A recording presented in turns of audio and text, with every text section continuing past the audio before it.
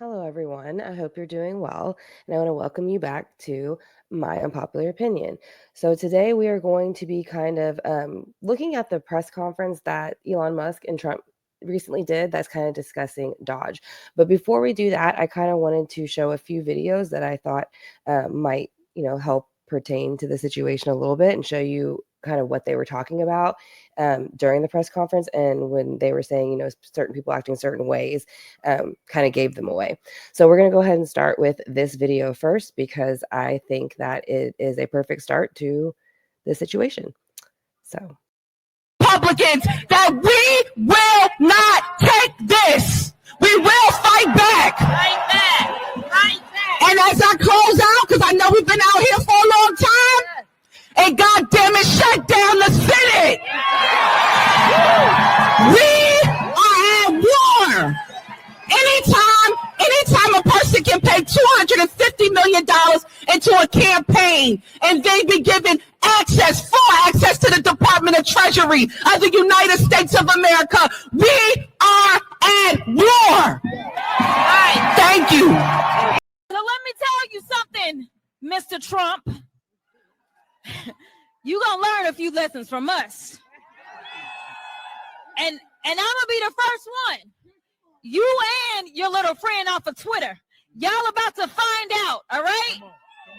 Elon Musk, where are you? Bring your ass over here so you can see who's here and what we're doing. We're not afraid of you. We know that you are the co-president now of the United States of America.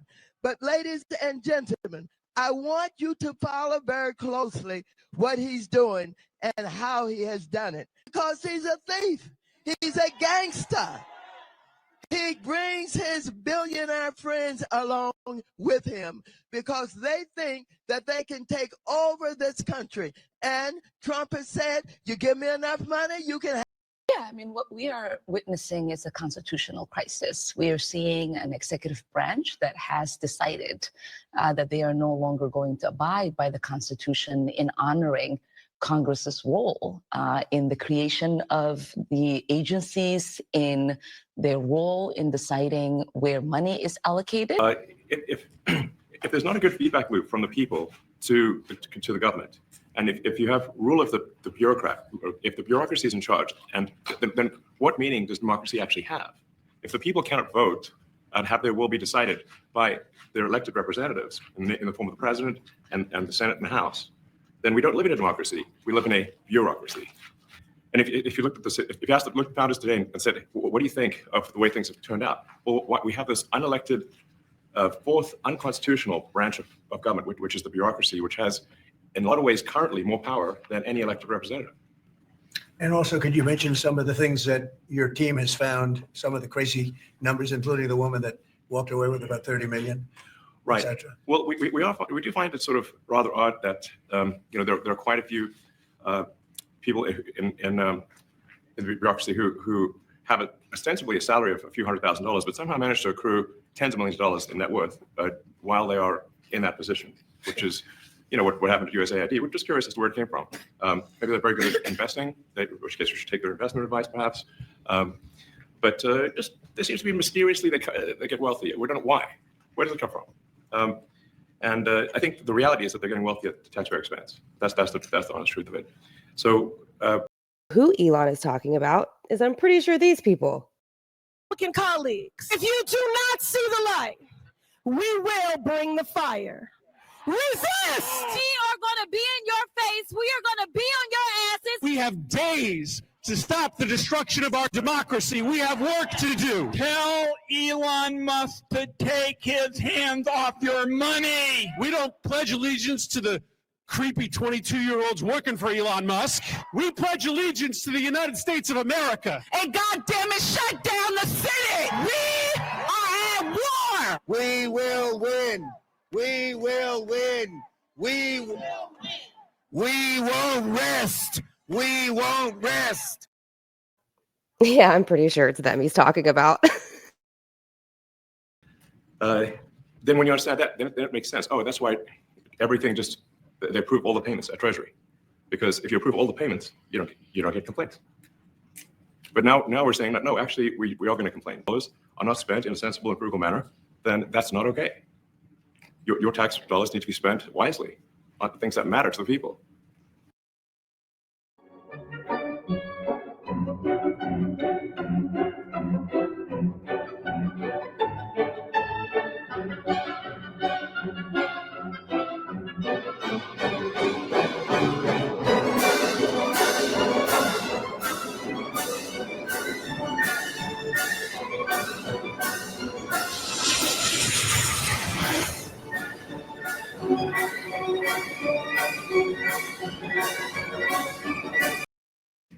I mean, these things, like, it's just common sense. It's not draconian or radical. I think it's really just saying, let's look at each of these expenditures and say, is this actually in the best interest of the people? And if it is, it's approved. If it's not, we should think about it.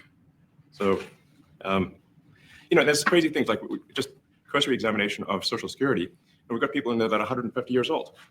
Now, do you know anyone who's 150? I don't. Okay, they should be on the Guinness Book of World Records. They're missing out. So, that's a case where, like, I think they're probably dead. It's my guess. Or they should be very famous, one of the two. All right, y'all. So that's just a quick summary of what the press conference was about and the crazy fools that were sitting there screaming, crying wolf about it. That, Elon Musk was doing the worst thing in the world when you find out they were actually doing the worst thing in the world, hiding it. But like you said, the loudest people are usually the ones you need to look at. So we're going to look at one more video to exit out. And I want to thank y'all so much for clicking on the video. If you liked it, please give it a thumbs up. And I will be working on a video for the AOC next because she's got lots of good content she's given us. So thank you again and talk to y'all soon. Earlier this morning, Elon Musk says he discovered FEMA had sent $59 million just last week to luxury hotels in New York to house illegal immigrants. Violated the law. My friends, I want to stress this for you. Just last week, Trump was president last week. We still have a disaster in Los Angeles and in not just North Carolina, but the surrounding areas. And $59 million is being sent to New York to give illegal immigrants luxury hotels.